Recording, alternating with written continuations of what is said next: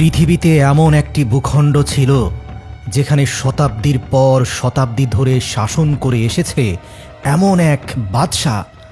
কোরআন বলছে সে শুধু দেশের রাজাই ছিল না, বরং নিজেকে জনগণের খোদা বলে দাবি করেছিল। কোরআনে বর্ণিত আছে, একবার সে অহংকার করে বলেছিল, আনা রব্বুকুমুল আ'লা, আমি তোমাদের সবচেয়ে বড় রব। এই অত্যাচারী শাসক তার নিজের সামনে জনগণকে সেজদা দিতে বাধ্য করত। আর তারপর এমন এক রাত এলো যে রাতের একটি স্বপ্ন সেই বাদশার ঘুম হারাম করে দিল। মজার ব্যাপার, সে যা স্বপ্নে দেখেছে তাই তার সাথে ঘটেছে। স্বপ্ন অনুযায়ী যখন তার মৃত্যু সামনে এসে দাঁড়ালো, সে চিৎকার করে বলেছিল, আমাকে ক্ষমা করে দাও হে আল্লাহ।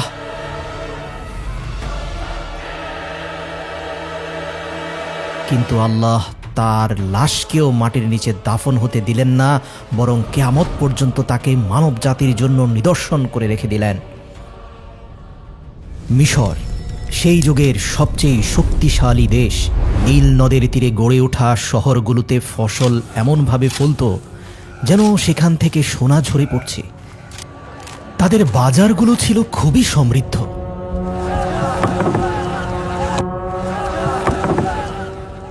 আর তাদের পাথর নির্মিত আকাশচুম্বী অট্টালিকা এবং প্রাসাদগুলো ছিল তাদের অহংকারের অন্যতম নিদর্শন। এই সমৃদ্ধি আর অহংকারের কেন্দ্রে দাঁড়িয়েছিল এক নাম, ফেরাউন। তার হুকুম শুধু আইনি ছিল না, মানুষ তার হুকুমের উপর ঈমান আনতে বাধ্য হতো। সে হুঙ্কার দিয়ে বলতো, আমি তোমাদের সবচেয়ে বড় রব। আর এই হুঙ্কারে মিশর নীরব হয়ে যেত। এই মিশরেই ছিল এক এমন জাতি যারা কখনো আর আলোর মুখ দেখেনি। তারা হলো বনি ইসরাইল। তাদের ঘর আলাদা, পোশাক আলাদা, জীবন আলাদা। তাদেরকে দাস বানিয়ে রাখা হতো। তাদের পুরুষরা সকাল থেকে সন্ধ্যা পর্যন্ত বড় বড় পাথর টেনে মিশরীয়দের আকাশচুম্বী অট্টালিকা আর প্রাসাদ বানাত, আর রাতে ক্লান্ত হয়ে লুটিয়ে পড়ত।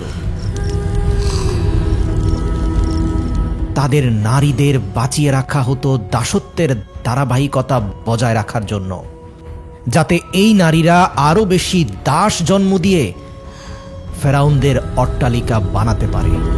ফেরাউন ইচ্ছাকৃতভাবেই এই জাতিকে দুর্বল করে রেখেছিল। আমার ছায়া পড়লে মাটি পবিত্র হয়, আমার পদধ্বনিতে পাথর কাঁপে।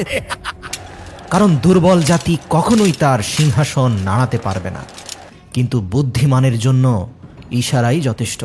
তাফসীরে ইবনে কাসির অনুযায়ী এক রাতে ফেরাউন একটি স্বপ্ন দেখেছিল। সে দেখল বাইতুল মুকাদ্দাসের দিক থেকে একটি আগুন বেরিয়ে আসছে, যা মিশরের ঘর বাড়ি জ্বালিয়ে দিচ্ছে। কিন্তু বনি ইসরায়েলের ঘরগুলো ছিল অক্ষত। ফেরাউন আতঙ্কিত হয়ে জেগে উঠল। এই প্রথমবার সে নিজেকে দুর্বল মনে করল। সেই রাতেই জ্যোতিষী আর গায়েব জানা তন্ত্র মন্ত্র সাধকদেরকে ডেকে আনলো ফেরাউন তার দরবারে। স্বপ্ন শোনালো তাদেরকে। তারপর তারা তাদের কুফরি কালাম দিয়ে গবেষণা করে বলল, বনি ইসরায়েলের মধ্যে এক পুত্র শিশুর জন্ম হবে, যে আপনার রাজত্বের পতনের কারণ হবে। এই ভবিষ্যৎবাণী ফেরাউনের মাথায় বজ্রপাতের মতো এসে পড়ল। ফেরাউনের অহংকারী হৃদয়ে যখন ভয় ঢুকে পড়ল, তখন তার অন্তর থেকে বুদ্ধি বিদায় নিল। আর যখন বুদ্ধি বিদায় নেয়, তখন জুলুম জন্ম নেয়। ফেরাউন ভাবল, সমস্যা জন্মানোর আগেই শেষ করে দিতে হবে। যেহেতু বনি ইসরায়েলে আমার শত্রু জন্ম নিবে, তাহলে বনি ইসরায়েলের কোনো মানুষকে আর জীবিত রাখা যাবে না। তারপর ফেরাউন ঘোষণা করল পৃথিবীর ইতিহাসের সবচেয়ে নিকৃষ্ট আদেশ, যা পালন করা শুধু আইনি ছিল না, বরং অমান্যকারীর জন্য ছিল মৃত্যুদণ্ড। ফেরাউন ঘোষণা করল এক রক্তাক্ত আদেশ, এই বিপদটা জন্ম নেওয়ার আগেই শেষ করতে হবে। বনি ইসরায়েলের ঘরে যেন কোনো ভবিষ্যৎ হুমকি মাথা তুলতে না পারে। আর এই আদেশের পরেই শহর থেকে শহর চালানো হলো শিশু হত্যা। মায়েদের কোল শূন্য করা হলো। জন্ম নেওয়া সদ্যজাত শিশুকে মায়ের বুক থেকে কেড়ে নিয়ে হত্যা করা হলো। হাজার হাজার নিষ্পাপ শিশুর প্রাণ ঝরে গেল।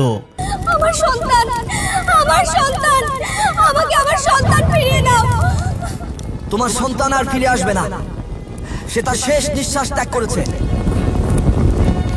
এই জুলুমেরই এক অন্ধকার সময়ে মূসা আলাইহিস সালাম জন্ম নিলেন। তার মা প্রতিটি মুহূর্ত ভয়ে কাটাতেন কখন অত্যাচারী ফেরাউনের সৈন্যরা এসে তার সন্তানকে হত্যা করে।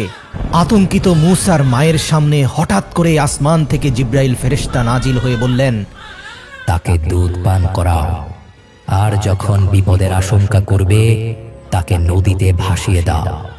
ভয় পেও না মূসার মা, আমি তোমার মূসাকে তোমার কাছেই ফিরিয়ে দেব। যদিও নিজ সন্তানকে আসমানি বাণী শুনে নদীতে ভাসিয়ে দেওয়া একজন মায়ের পক্ষে অত্যন্ত কঠিন এবং সাহসিকতার কাজ, কিন্তু মূসা আলাইহিস সালামের মা বুকে পাথর বেঁধে নীরবে তার সন্তানের জন্য একটা ভাসমান সিন্দুক তৈরি করলেন এবং আসমানি নির্দেশ অনুযায়ী নিজের বুকে পাথর বেঁধে সদ্যজাত শিশুকে নদীর বুকে ভাসিয়ে দিলেন। নদীর পানি ছলছলিয়ে চলে যাচ্ছিল, মূসার মায়ের বুক ছেড়ে যাচ্ছিল, আর মূসার ছোট্ট বোন নদীর পাড় বেয়ে দৌড়চ্ছে।